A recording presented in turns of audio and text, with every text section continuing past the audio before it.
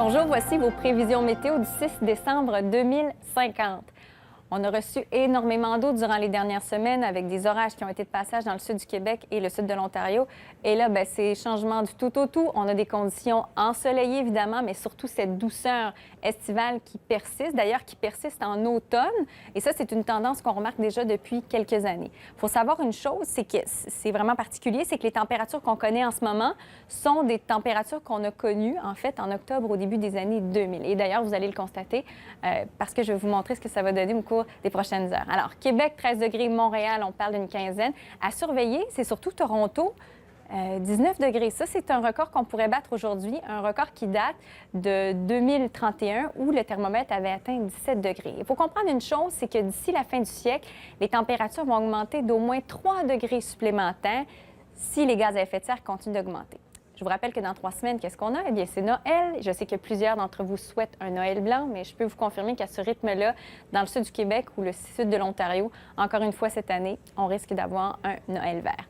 On va se déplacer dans les maritimes. Énormément d'actions. Ouragan Kiel de catégorie 2 qui va frapper la Nouvelle-Écosse d'ici les 24 prochaines heures.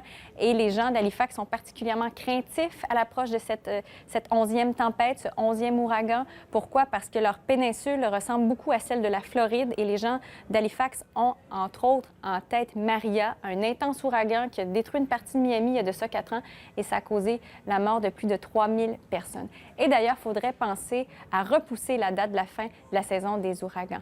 Parce que les tempêtes tropicales se produisent beaucoup plus tard dans la saison, donc en automne avancé. Elles sont plus nombreuses qu'avant et remontent pas mal plus souvent aussi la côte en s'approchant des maritimes.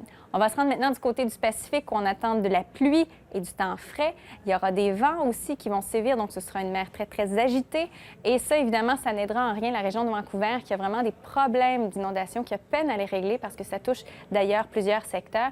Évidemment, on a construit il y a une trentaine d'années des digues. Elles étaient efficaces à l'époque, mais bon, on se rend bien compte que là, pour limiter les dégâts en ce moment, c'est beaucoup plus difficile que ce l'était à l'époque parce qu'elles ont atteint leur capacité maximale, étant donné que le niveau de la mer a augmenté de 40 cm depuis le début des années 2000. Alors évidemment, il faudrait réfléchir à une nouvelle solution. Alors voilà, je viens de vous présenter un bulletin météo fictif basé sur des études scientifiques sérieuses. Ce que je viens de décrire pourrait se rapprocher de la réalité si, évidemment, on ne fait rien pour réduire nos émissions de gaz à effet de serre. Ce n'est pas une fatalité parce que si on s'y met tous ensemble, ce scénario-là pourrait évidemment demeurer du domaine de la fiction. As you have just seen, climate change will increasingly affect our day-to-day weather. But we don't have to wait until 2050 to witness its impact. Already today, many parts of the world are experiencing more intense rainfall, floods, storms, heat waves, droughts. We need to minimize these negative impacts, and the best way to do that is to rapidly and significantly reduce our emissions of carbon dioxide and other greenhouse gases.